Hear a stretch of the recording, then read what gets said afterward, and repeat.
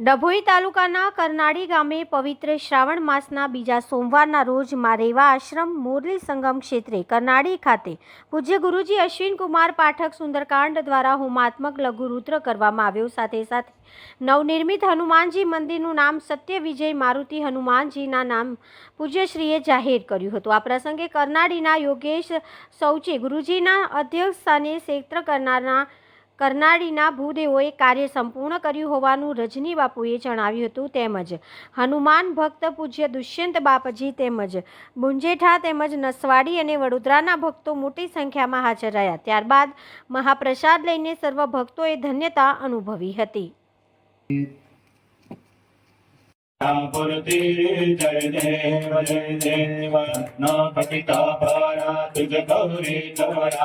चंदनाची मोटी जन देव पूरे जय भागवती श्री मंगल मूर्ति दर्शन मात्रे मान स्मरण मना पूर्ति जय देव पीतांबर प्रणवर पाणी जय दर्शन मात्रे माना स्मरणे मात्रे माना कामना पूर्ति जय देव पूर्णमे कुंभ भरो करुणी शुभ कविता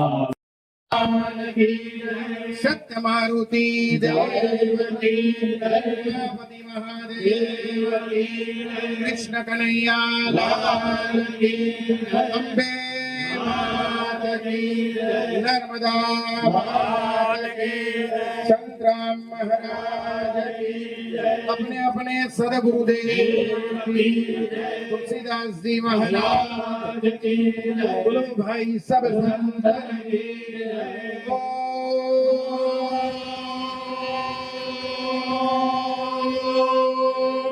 नमः पार्वती हर हर महादेव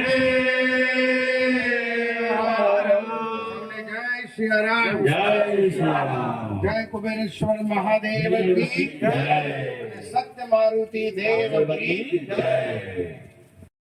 नर्मदे हर पवित्र श्रावण महीना बीजा सोमवार विश्व विख्यात पूज्य अश्विनजी पाठक गुरुजी सुंदरकांड त्या नवनिर्मित मारेवा आश्रम में होमात्मक लघुरुद्रનું आयोजन કર્યું। મારેવા આશ્રમ નવનિર્મિત છે અને મોરલી સંગમ પર આવ્યું છે। ક્ષેત્ર કરનાળીની અંદર મોરલી સંગમના કિનારે આવેલો આશ્રમ તૈયાર થઈ ગયો છે નર્મદા પરિક્રમા માટે।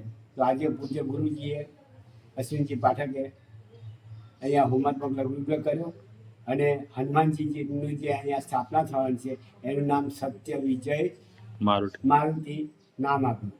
નામકરણ પણ એમને કર્યું, હોમાત્મક લઘુરુદ્ર કર્યો। ત્યાર પછી બધાએ પ્રસાદ લીધી। આ પ્રસંગે